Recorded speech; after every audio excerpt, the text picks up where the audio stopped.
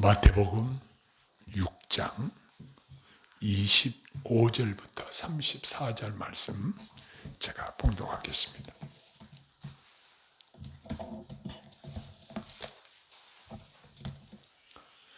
그러므로 내가 너희에게 이르노니 목숨을 위하여 무엇을 먹을까 무엇을 마실까 몸을 위하여 무엇을 입을까 염려하지 말라. 목숨이 음식보다 중하지 아니하며 몸이 의복보다 중하지 아니하냐. 공중의 새를 보라. 심지도 않고 거두지도 않고 창고에 모아 들이지도 아니하되 너희 하늘 아버지께서 기르시나니 너희는 이것들보다 귀하지 아니하냐. 너희 중에 누가 염려함으로 그 키를 한 자라도 더할 수 있겠느냐. 또 너희가 어찌 의복을 위하여 염려하느냐. 들의 벽화파가 어떻게 자라는가 생각하여 보라. 수고도 아니하고 길쌈도 아니하느니라. 그러나 내가 너희에게 말하노니 솔로몬의 모든 영광으로도 입은 것이 이 꽃 하나만 갖지 못하였느니라. 오늘 있다가 내일 아궁이에 던져지는 들풀도 하나님이 이렇게 입히시거든 하물며 너희일까 보냐. 믿음이 작은 자들아. 그러므로 염려하여 이르기를 무엇을 먹을까 무엇을 마실까 무엇을 입을까 하지 말라. 이는 다 이방인들이 구하는 것이라. 너희 하늘 아버지께서 이 모든 것이 너희에게 있어야 할 줄 아시느니라. 그런즉 너희는 먼저 그의 나라와 그의 의를 구하라. 그리하면 이 모든 것을 너희에게 더하시리라. 그러므로 내일 일을 위하여 염려하지 말라. 내일 일은 내일이 염려할 것이요 한날의 괴로움은 그날로 족하니라. 아멘.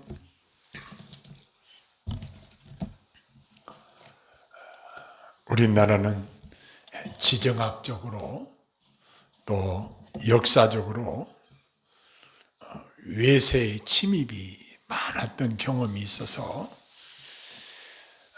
국민들이 여러 가지 염려할 일들이 많았을 것입니다. 그러다 보니까 사람들이 인사할 때도 염려 덕택에 잘 있었습니다. 이런 인사들을 많이 주고받았어요.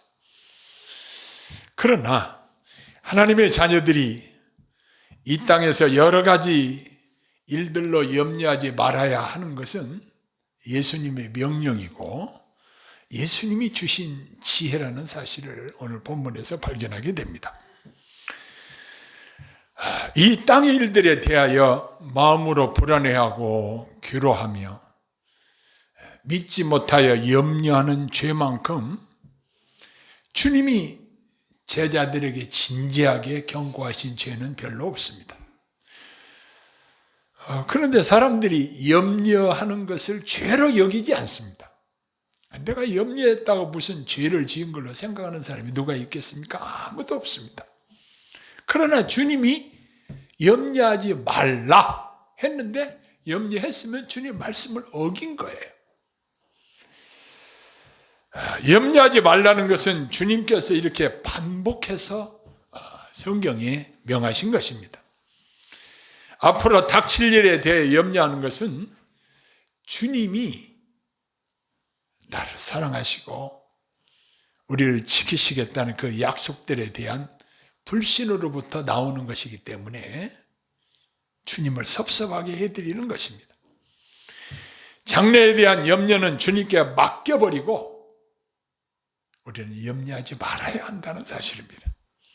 염려하는 것은 우리가 우리에게 필요한 것들을 어떻게 어디 할 줄 알지 못할 때에도 우리 주님은 그것을 주시는 방법을 익히 다 알고 계시다는 사실입니다.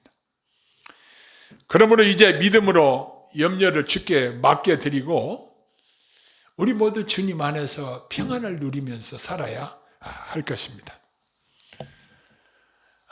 그런데 여기 보면 내 목숨을 위하여 또 먹을 것, 입을 것, 쓸 것들 그런 것 때문에 염려하지 말라 이렇게 말씀하셨는데 여기서 먼저 우리 목숨은 이 세상에서 최대의 관심사입니다.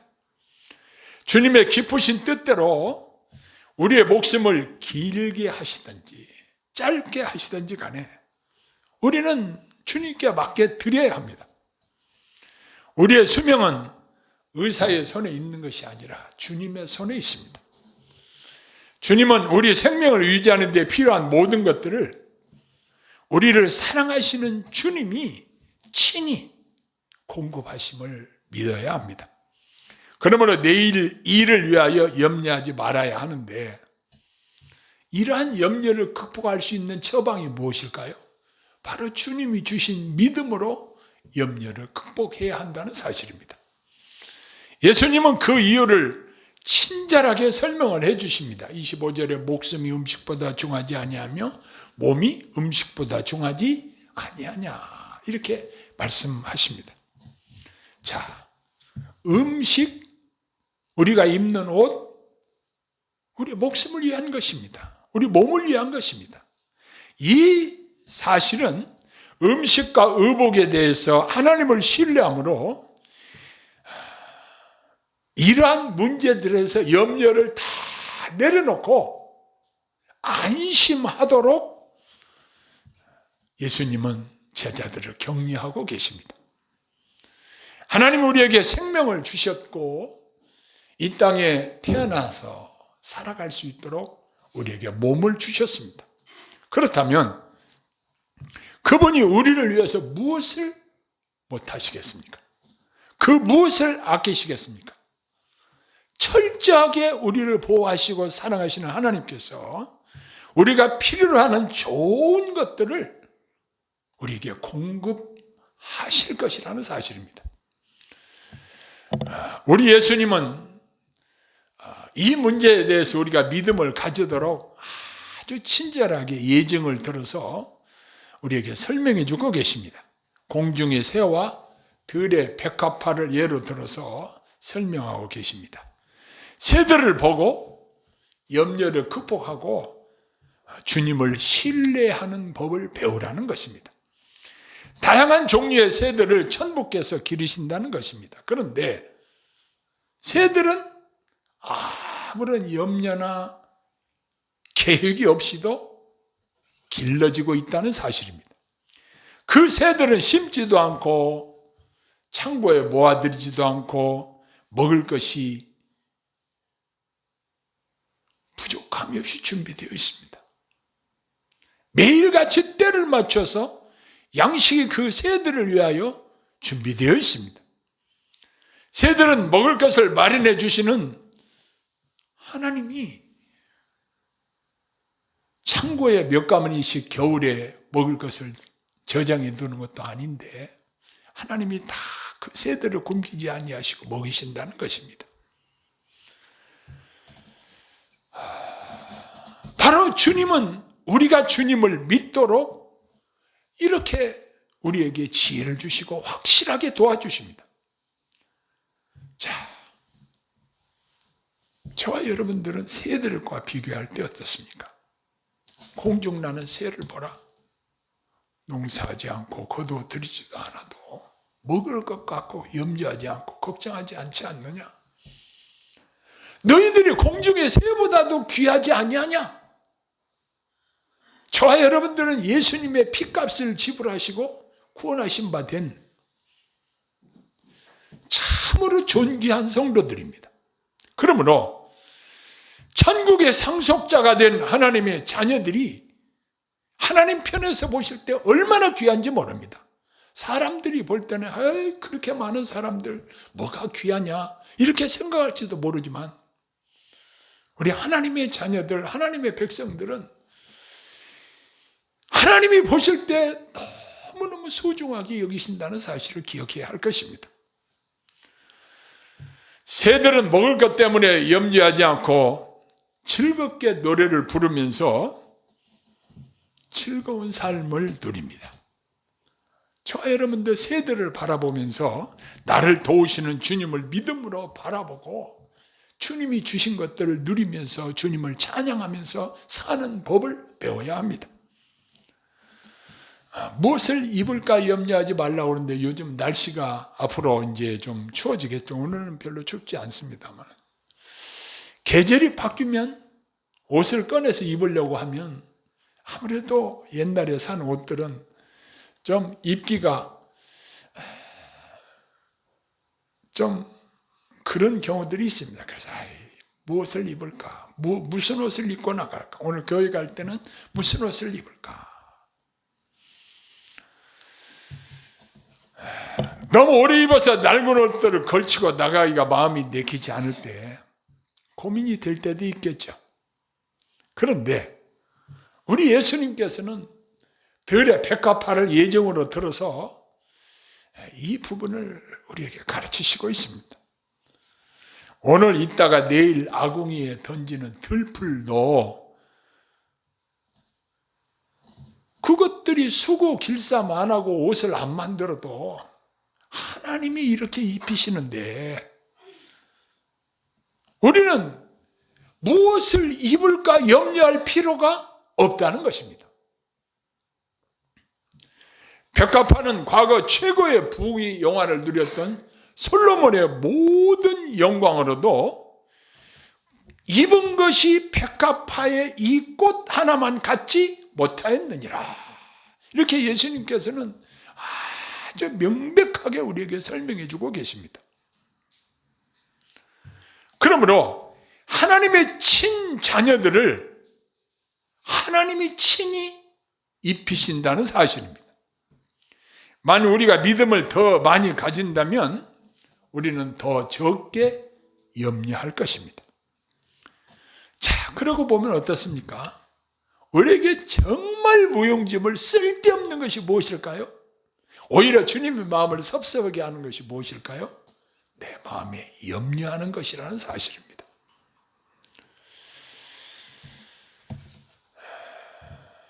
바로 이것은 하나님을 불신하는, 하나님을 섭섭하게 하는 잘못이라는 사실입니다. 예수님은 먹을 것과 입을 것, 이 땅에서 쓸 것들을 위하여 염려하는 자들은 뭐라고 호칭을 하고 있냐면 믿음이 작은 자들이라고 호칭하고 있습니다. 오늘 있다가 내일 아궁이에 던져지는 들풀도 하나님이 이렇게 입히시거든. 그러면서 그 뒤에 하물며라는 나옵니다. 하물며 너희일까 보냐. 오늘 있다가 내일 아궁이에 던져지는 들풀도 하나님이 이렇게 입히시는데 하물며 너희일까 보냐. 믿음이 작은 자들아. 30절 이렇게 말씀하십니다. 또다시 예수님은 이런 이야기를 하시면서 친절하게 제자들을 가르치십니다. 27절에 보면 누가 염려함으로 그 키를 한 자나 더 할 수 있느냐. 어떤 사람이 키가 작아서 밤새 몇 달, 몇 년 동안 염려한다고 키를 한 자나 더 할 수 있겠습니까? 우리 키가 크든 작든 우리 키에 대해서 만족하고 살아야 하는 것처럼 우리 형편에 대해서도 의식주 모든 생활면에 대해서도 만족하고 살아야 한다는 사실을 가르쳐주고 있습니다. 예수님은 또 말씀하십니다. 너희 천부께서 이 모든 것이 너에게 있어야 할 줄을 아시느니라 그랬습니다. 기도하다 보면은 기도가 막힐 때가 있습니다. 그때는 주님 아시죠? 내 형편을 아시죠? 제 마음도 아시죠? 제 어려움도 아시죠? 주님이 다 아셔요. 주님은 나보다 나의 필요를 더 잘 아시는 분이십니다. 우리 하나님은 우리의 필요와 궁핍을 다 아십니다. 그러므로 이러한 문제들을 하나님께 맡겨버리고 염려와 근심의 짐을 다 풀어버리고 주님 안에서 안심하고 살아야 한다는 사실입니다. 이제 한 걸음 더 나아가기를 우리에게 명령하십니다. 너희는 먼저 그의 나라와 그의 의를 구하라. 그리하면 이 모든 것을 너희에게 더하시리라. 주님의 약속의 말씀은 절대 부도내지 않습니다. 주님은 약속하시면 반드시 지키시는 분이십니다. 그런데 너는 먼저 그의 나라와 그의 의를 구하라 명하시고 거기에 대한 약속이 주어지는데 그리하면 이 모든 것 속에 우리의 모든 필요가 다 들어있어요. 제가 지난 화요일 날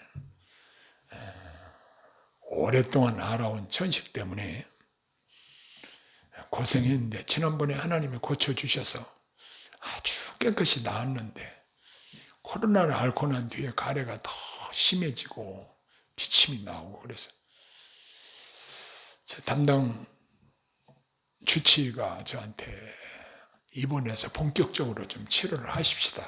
그래서 지난주 화요일 날 빈센트 병원에 입원을 하게 되었습니다. 검사를 하는데 여러 가지 검사를 했습니다. 폐 기능 검사도 하고 엑스레이도 찍고 조형제를 맞고 CT 단층 촬영도 하고 그렇게 했습니다. 근데 검사를 하는데 제가 교수한테 물었습니다. CT 찍은 거 이상은 없나요?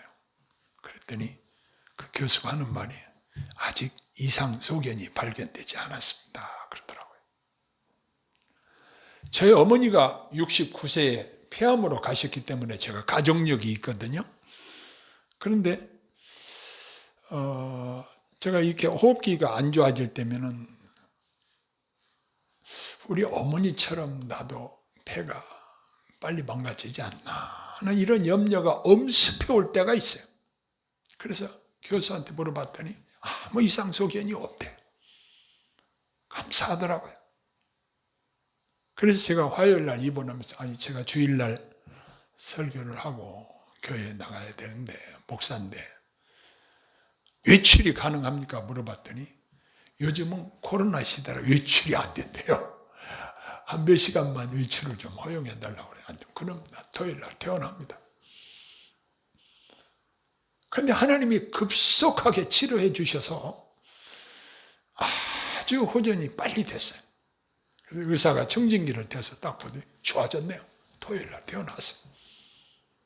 그래가지고 제가 어제 퇴원을 했습니다. 그런데요, 염려하지 말라는 설교 준비를 하면서 제 마음속에 염려가 찾아 들어오는 거 있죠. CT 찍은 것이 어떠냐고. 참, 그래서 사람이 이렇게 약한 존재예요. 주님이 그런 사람들에게 믿음이 작은 자들아 이렇게 말씀하시는 거예요. 아니 주님이 부르시면 가면 되지. 뭐 그렇게 염려할 게 뭐가 있어요. 따져놓고 보면. 그런데 이 염려라는 놈이 슬며시 들어와가지고 우리 마음을 주장하는 거예요.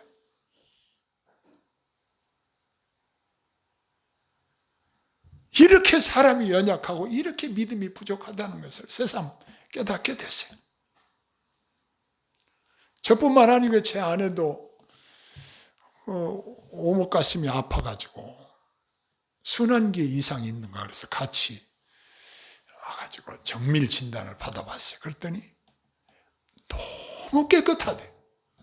심혈관 이 혈관이 사진상으로 볼 때 깨끗하고 아주 좋대요.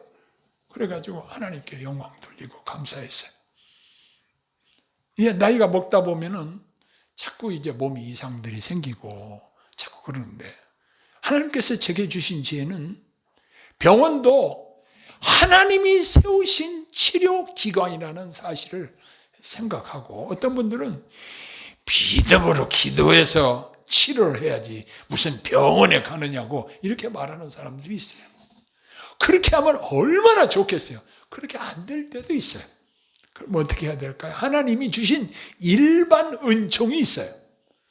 그래서 병원도 하나님이 세우신 하나님이 준비하신 치료기관이기 때문에 우리는 이런 것들을 이용할 수 있는 충분한 자격이 있고 이런 것들을 이용하는 것이 전혀 믿음이 적다 이렇게 비판해서는 안 되는 거예요.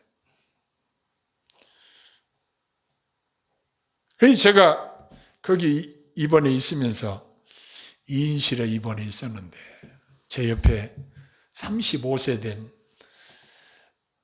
청년이 함께 입원을 했습니다. 간 수치가 급속히 올라가가지고 입원을 했노라고. 그 젊은 친구한테 제가 복음을 전할 수 있는 기회가 있었습니다.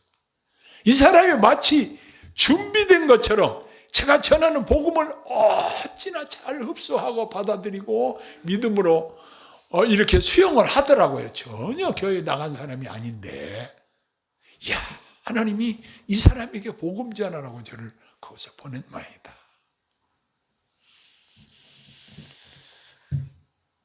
우리의 움직이는 발걸음 하나하나, 우리의 행동, 이 반경 속에서 하나님의 역사하심이 그대로 느껴졌어.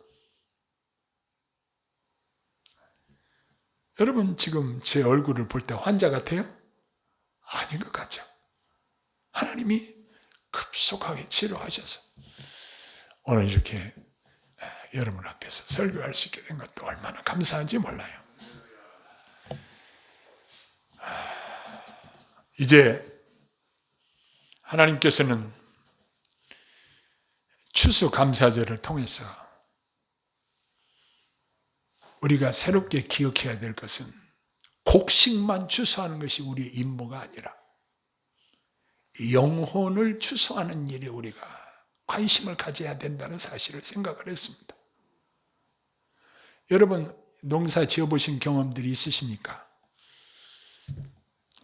참깨 농사 지어보시면 참깨를 제때 베지 않으면 꼬투리가 열려가지고 다 쏟아져 버려요. 그럼 어떻게 돼요? 거두어봤자 털 게 없어요. 추수할 때가 있어요. 가을철 되면은 항상 추수할 적기가 있어요. 돌아 휘어져 추수하게 되었다. 우리는 곡식만 추수하는 것이 아니라 사람들에게 복음을 전해서 그들을 천국 곡간으로 드리는 일에 관심을 가지고 이 일에 주력해야 된다는 사실을 제가 한 주간 병원에 있으면서 그 청년에게 복음을 전하면서 이런 생각을 하게 됐습니다.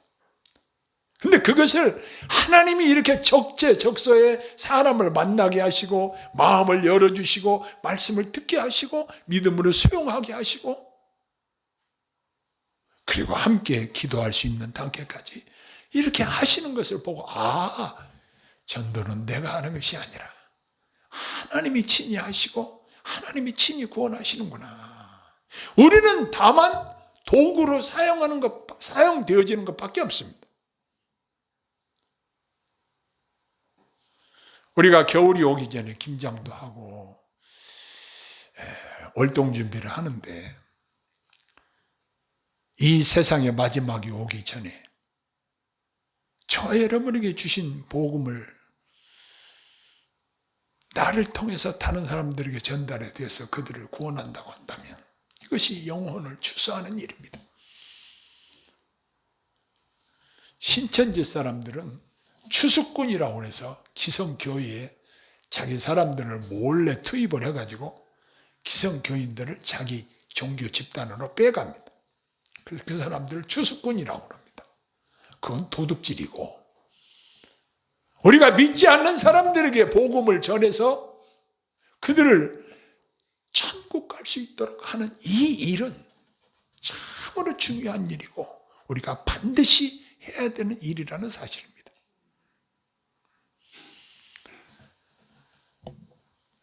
이제 추수감사주의를 맞이하면서 우리가 이제 하나님을 향해서 어떻게 해드려야 될 것인가? 하나님이 나를 구원하시기 위해서 독생자 예수 그리스도를 십자가에서 희생하심으로 말미암아 나를 구원하셨는데 내가 어떻게 하면 우리 하나님을 기쁘시게 할 것인가? 여기에 대한 해답은 과연 무엇인가? 제가 병상에 누워 있으면서 많은 생각을 하게 되었습니다. 그런데 하나님께 뭘 드리면 가장 기뻐하시겠어요? 온 우주 만물이 다 하나님의 것인데 이 땅과 바다를 지으시고 해, 달, 별들을 다 하나님이 지으시고 지금도 운행하시고 관리하시고 모든 것이 다 하나님의 것인데 우리가 무엇을 드린다고 그것이 하나님을 기쁘시게 하는 것이 되겠습니까? 자, 그런데 성령께서 제게 깨닫게 해주시는 것은 하나님 우리에게 큰 것을 바라지 않는다는 사실입니다. 가장 원하시는 것이 무엇이겠는가 나에게. 저는 제 아내와의 관계에서 힌트를 얻게 되었습니다. 제가 어느 날 제 아내에게 여보 사랑해요 그랬더니 그 얘기 오랜만에 듣네. 그 이야기를 하더라고. 오랜만에 듣. 그동안 사랑한다는 말을 별로 안 했구나. 그런데 제가 그 전에 유행가 가사에서도 이런 말이 생각나요. 억만 번 더 들어도 기분 좋은 말 사랑해. 이렇게 사람들이 시를 쓸 때도 그 의미를 깨닫고 쓴 것 같아요. 사람도 반복해서 들어도 싫지 않은 한 단어가 있는 게 사랑한다는 것입니다. 자, 그러면 우리 하나님 우리를 향해서 받으시기를 원하신 것이 무엇일까? 그렇다. 내가 주님 사랑합니다. 사랑의 고백을 듣기를 원하신다는 사실입니다. 복음성가 있잖아요. 주님 사랑해요.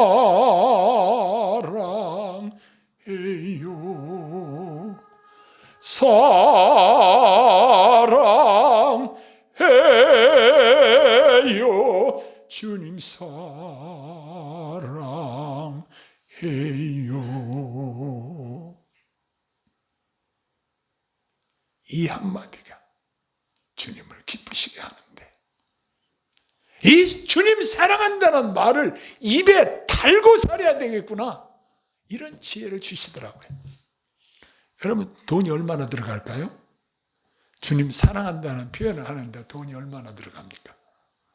전혀 돈도 들어가지 않고 주님이 기뻐하시는 것입니다.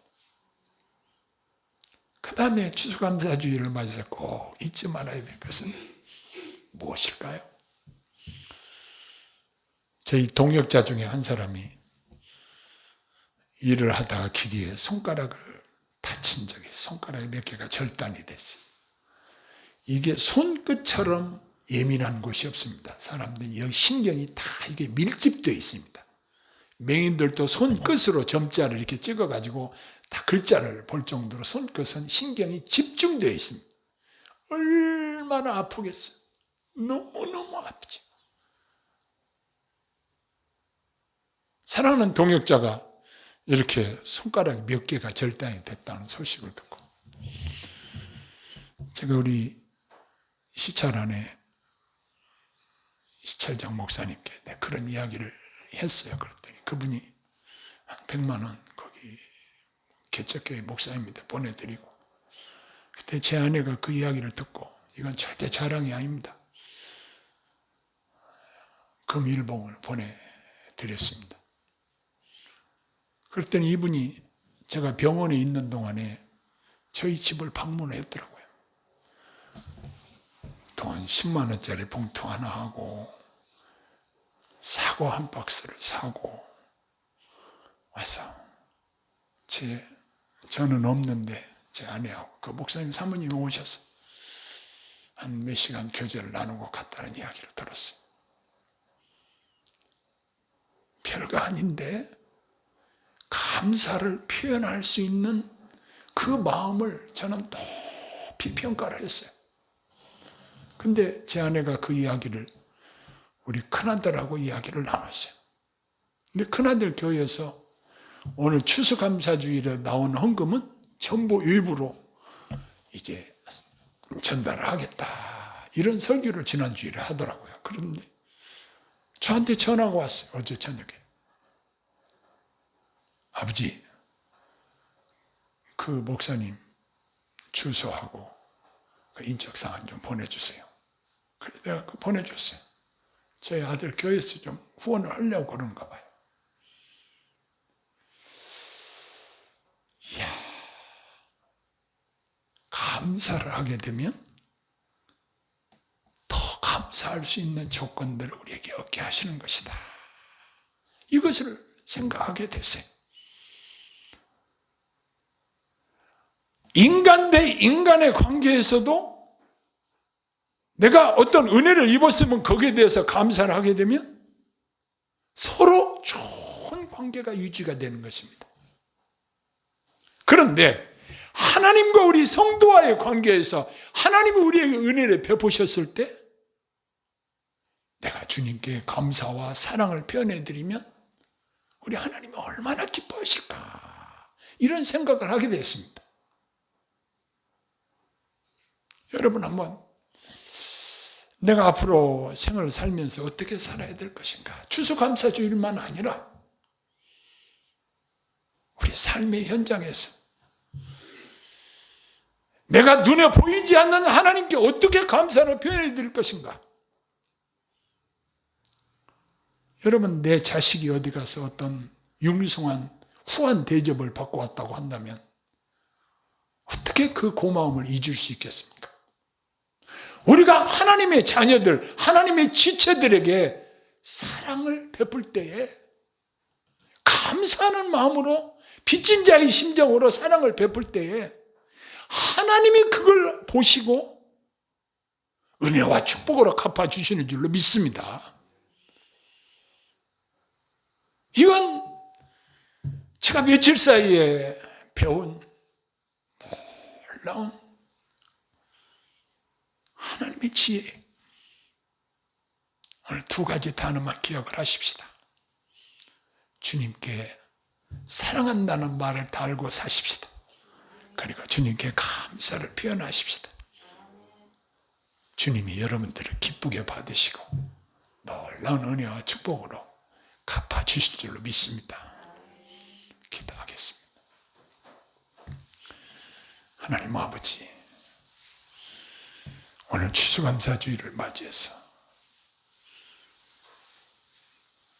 저희들의 하나님이 주시는 귀한 말씀들을 상고했습니다. 주님 사랑합니다. 이 고백을 너무나 인색하게 했습니다.